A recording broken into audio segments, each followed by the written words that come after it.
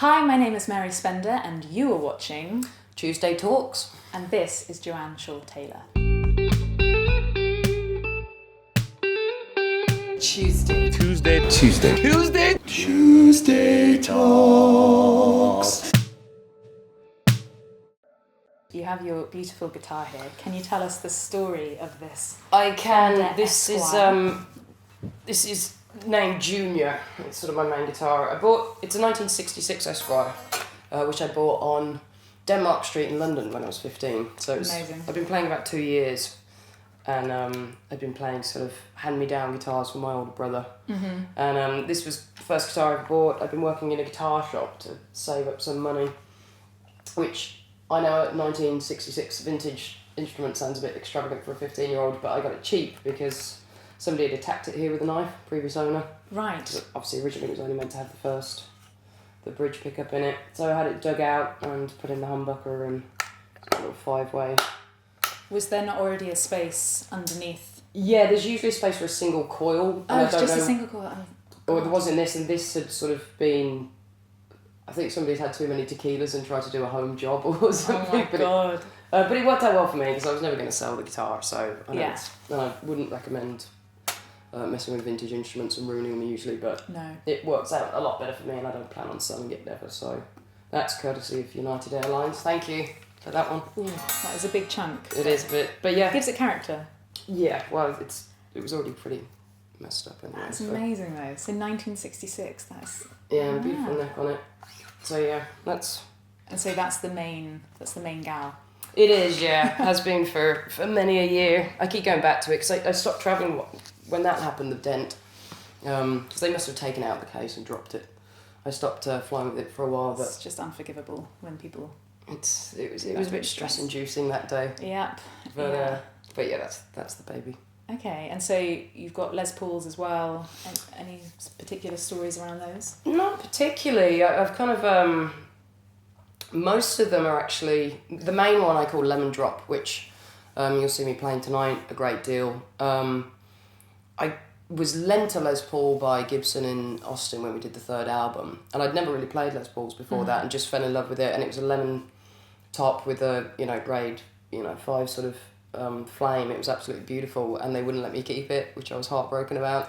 So I just sort of searched. Tempting you towards Gibson, but not letting you actually. Exactly, it was a bit sort of bittersweet, but I searched all the Gibson forums religiously and managed to find a guy selling one on eBay that looked exactly like it, so I took a gamble and got that. And the other two we've got are actually loaners from Gibson.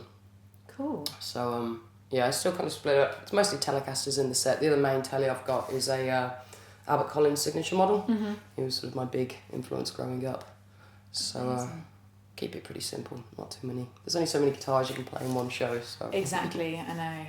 And so you have a guitar tech and who sorts the... Yes, he does the hard work, Yeah. the complicated stuff that I still can't figure out. Yeah, and I was just watching your sound check and you have got 2 Fender amps and a Marshall on stage. Yeah, we use 2 super reverbs, which really is just one's a backup in case the main one goes down, and then it's a Marshall little 18-watt blues breaker that I combine with the super for kind of the heavier stuff like Tied and Bound or to go really very crazy. Cool.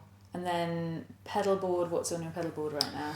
Pedal board at the minute is pretty much as it's been for the past couple of years now, which is kind of stock Tube Screamer TS9, which is, I own a lot of Tube Screamers. Yeah. Pretty invaluable. What else have we got on there? We've got a Mojo Hand Rook, which is another distortion pedal that I use.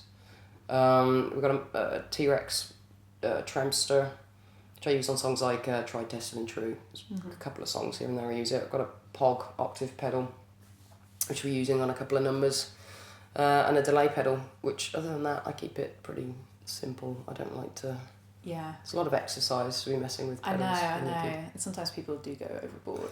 I saw a band actually last night, No Names Mentioned, at the 100 Club, and it was like a guitar and a drummer, no bass, and the pedal board was like the size of this coffee table. Yeah. And you just kind of think it's a little bit overcompensation. I don't think you need that much, but I know. Each their own. Well, especially nowadays with things like the Line 6 Helix and Kempers making touring a lot easier. The sort of... I went through a phase of really digging pedals actually, and once you go down that sort of black hole, I found they're so nice looking now as well, and designs, and so much. I know. And at the end of the day, I just need a tube screamer and some reverb on the amp, and that's about it. So that's about it. Keep it simple. I don't have the money, the budget to waste that I would like on pedals, so I know, they're really, some of them are really unaffordable now. It's a lot for reverb or delay or whatever. So touring wise, you've been touring the UK this past month, and you're going on tour next year with Foreigner. We are, we're That's playing, cool.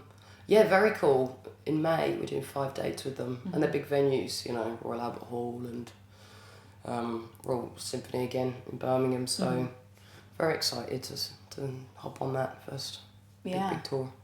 And with your, you've been so prolific in terms of albums, and like, we were just talking like 6 albums in 7 years. Do you have any tips for working on an album as an art form now that it's obviously the music industry is changing so much and albums aren't quite as they once were, but it's still such a beautiful thing to actually complete.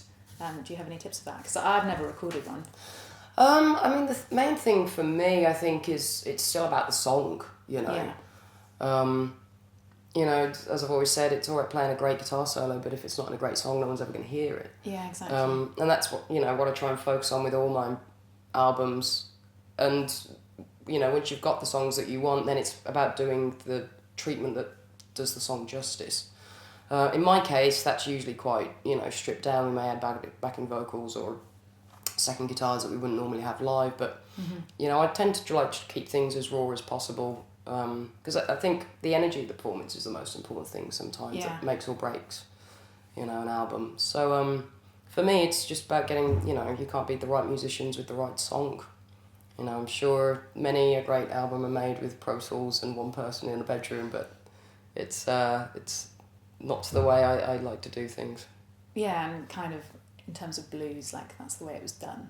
And it's blues because of it rather than just... this last album, Wild, was quite refreshing for that, to go back and... Not that I've ever... It was probably the shortest amount of time I've had to record an album. I think we did it in 4 days, basic tracking. And I remember Dying to Know, which was the first song we played, and we played one take, and Kevin just went, yeah, that's fine, move on. And we're like, don't you want a second one just in case something went wrong with it? And he's like, you're not going to beat that take. It's fine, move on, next song. So that's a large part of it too. That's amazing on your part as well, to actually just nail it in one take. It was, I think we all sort of looked at each other, the band, thinking like, has he gone mad? He's like, no, you're fine, move on. I'm like, all right, sweet, we're going to be done by midday. Oh, that's very, very cool. The final thing I wanted to talk about, because was it 2011, 2012? You played at the Jubilee. I did. With Annie Lennox. It would have been 2012, 2012, yeah, the Jubilee, yeah. It was kind of a big year for the UK, wasn't it? I was trying to remember it because it was my mum's birthday around the time, that's all I remember. And you came on all in white. Yes. With wings. Which was the biggest challenge of the day, given that the mall was covered in mud. Yeah. There was lots of golf buggy action for me and Annie to try and get to the stage. Honestly, and the way you stood out, like, obviously she was there fronting the whole thing, but you stood out, like, it was just absolutely incredible. And then the solo, did I hear that something went wrong with one of the pedals? Yes, but technically it wasn't really the pedal, it was more sort of user error. Right. Because I couldn't really hear myself because we weren't allowed amps on stage. Right. Because obviously the royal family, particularly the Queen, is not allowed to endorse, we were told, any sort of company. Wow. Or the particular company, Peavy, which was donating the amps for the show. And they were, miles away, so we couldn't really hear anything with the in-ears. And the light was... I couldn't see the pedal board, so actually the tube screamer was on for the rhythm, and I turned it off for the solo, but I'd already walked towards Annie when I realised that there wasn't sort of any sustain. So, it was just one of those things. And it ended up sounding pretty clean and nice. So. Yeah, and didn't Stevie Wonder compliment you on Yeah, the tone? I got tracked down at the end of the night by his drum tech, who, That's a pretty cool claim to fame. I did claim, I did try and pretend it was intentional all along, and thank you very much, but worked out. Ah, well, very cool. Thank you very much for your time. Thank you, no worries. Thank you for being on Tuesday Talks. And obviously see Joanne on tour next year with Foreigner.